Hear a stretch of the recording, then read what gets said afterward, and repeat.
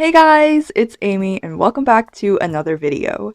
So since it is September, we are in the midst of back to school, and I know that some people have already gone back to school, but nevertheless, no matter what time of the year it is, I think that we could always use some new school supplies.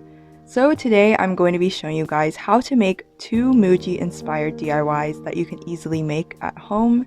So without further ado, let's get into the video. So the first thing that we are going to be making is a to-do list memo pad, and I'm going to put a photo of it on the screen.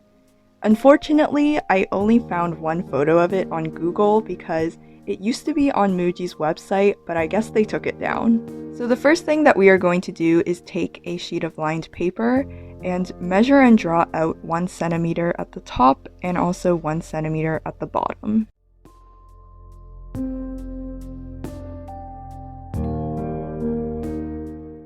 Next, we're going to measure from the red line to the end of the paper and divide that by 4. So I got 17.5 centimeters, and divided by 4 is around 4.4 centimeters. So I'm going to make a mark at every fourth of 17.5 centimeters at the top, center, and bottom of the paper. If this is at all confusing, don't worry, I'm going to show you guys what it looks like afterwards.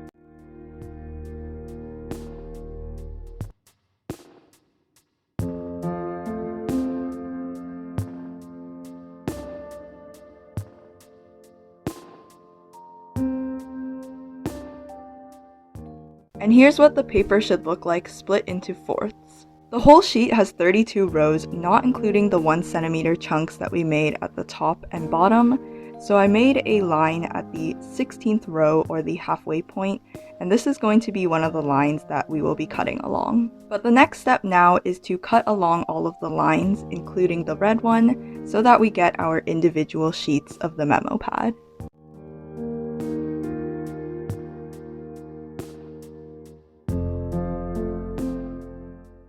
After you've finished cutting them out, gather them with the 1 centimeter chunk on the top, and now we're going to go ahead and erase the pencil lines.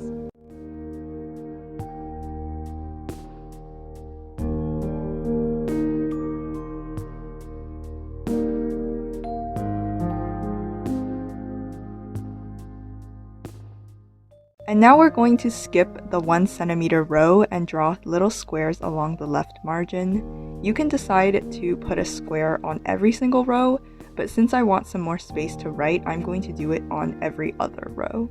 So for this next part, I'm using a dark brown fine line pen, but you can use any color that you want.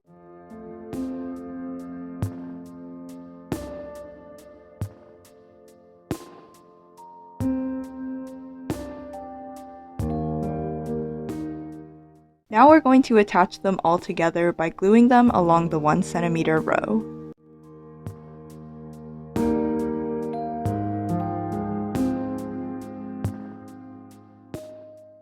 Then on a separate piece of paper, I measured out the same width of the memo pad, but by 1 centimeter, then again that same width, but by 1 millimeter, and then again by 1 centimeter. Then you're going to want to fold at these 2 center lines, and I did that by first going backwards and then going forwards, and then doing the same on the other side.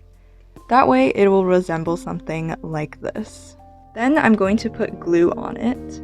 Then I'm going to place it onto the memo pad and make sure that all of the edges line up so that I can just easily fold it over.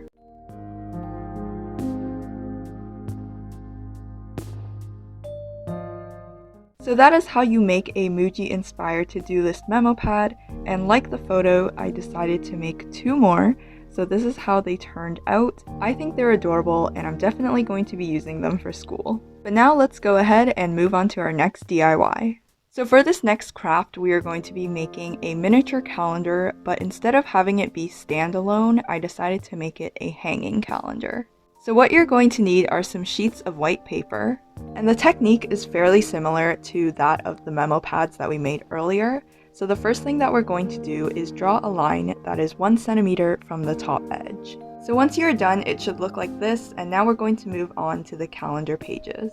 I decided to make my pages 2.5 inches by 2.5 inches, so I'm just going to draw those squares, as many as I can fit, across the page horizontally, And then I'm going to draw another 1 centimeter section and 2.5-inch squares after that, and so on and so forth down the page. So this is what it should look like when you're done, and on an 8.5 by 11-inch sheet of paper, I was able to fit 9 calendar pages. So you're definitely going to want to repeat these steps on more sheets of paper, depending on how many months you want your calendar to go for. But with that being said, it is now time to cut out the pages. So after cutting everything out, I basically followed the same format as the official Muji calendar and freehanded everything. The only difference is that I changed the number of the month to the actual name of the month. That way it would just be easier for me to know which month it is. But once you're done making the first one, you can use this as a guide to make all of the other ones.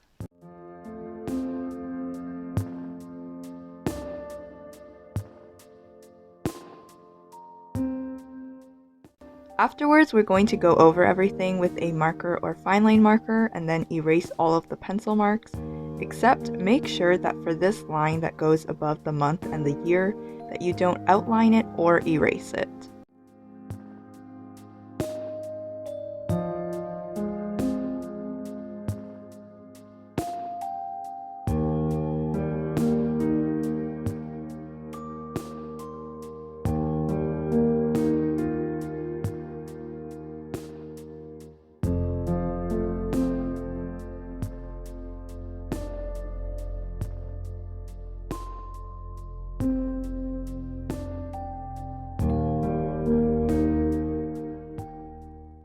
Then, using the same width as the calendar, I made a 1.5 centimeter section, a 0.5 centimeter section, and another 1.5 centimeter section, and then we're just going to cut that out.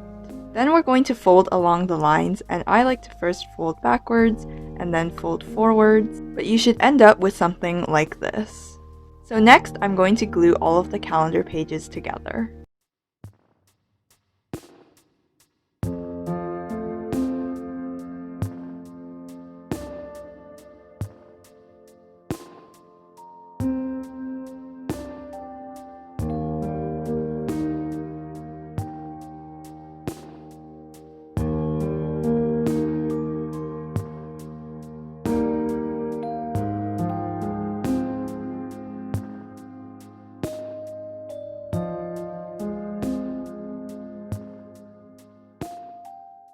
So that is it for this video. I hope that you guys enjoyed it, and I will see you guys in the next one. Bye!